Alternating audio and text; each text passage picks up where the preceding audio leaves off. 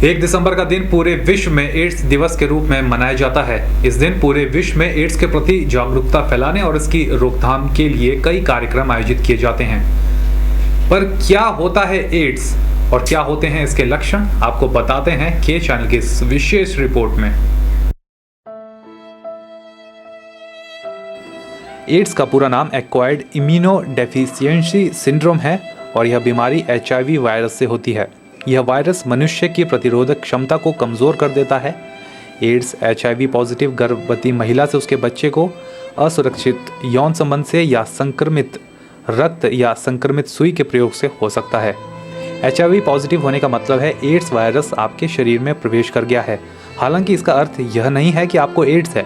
HIV positive होने के 6 महीने से 10 साल के बीच कभी भी एड्स हो सकता है।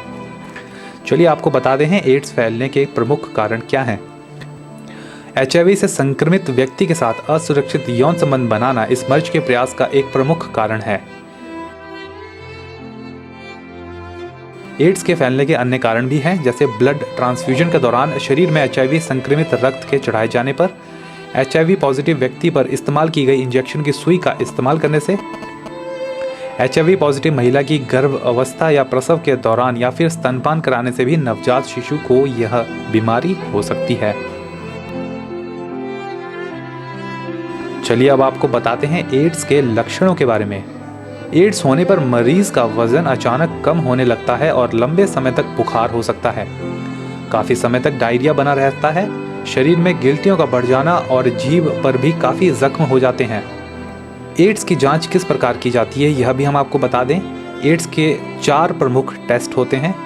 उनमें से पहला है इलीजा टेस्ट, दूसरा वेस्टर्न ब्लॉट टेस्ट, एक HIV P24 एंटीजन टेस्ट और CD4 काउंट टेस्ट। बात अगर एड्स के उपचार की जाए तो फिलहाल यह बीमारी लाइलाज होती है, लेकिन एक सीमा तक इसे कंट्रोल ज़रूर किया जा सकता है। HIV संक्रमित लोगों के लिए आशावान होना अत्यंत ज़रूरी है। ऐसे भी लोग हैं जो HIV एड्स से पीड़ित होने के बावजूद पिछले 10 सालों से जी रहे हैं। अपने डॉक्टर के निर्देशों पर पूरा अमल करें, दवाओं को सही तरीके से लेते रहना और एक स्वस्थ दिनचर्या बनाए रखने से आप इस रोग को नियंत्रित कर सकते हैं। भारत में HAART यानी highly active anti retro virus therapy AIDS centre पर निःशुल्क उपलब्ध है। यह एक नया, साधारण और सुरक्षित उपचार है।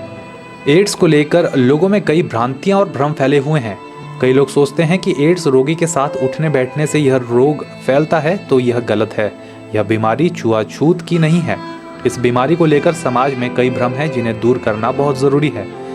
जैसे एड्स इन सब कारणों से नहीं फैलता। पहला, घर या ऑफिस में साथ रहने से, दूसरा हाथ मिलाने से, तीसरा कमोड, फोन या किसी के कपड़े पहनने से और चौथा मच्छर के काटने से।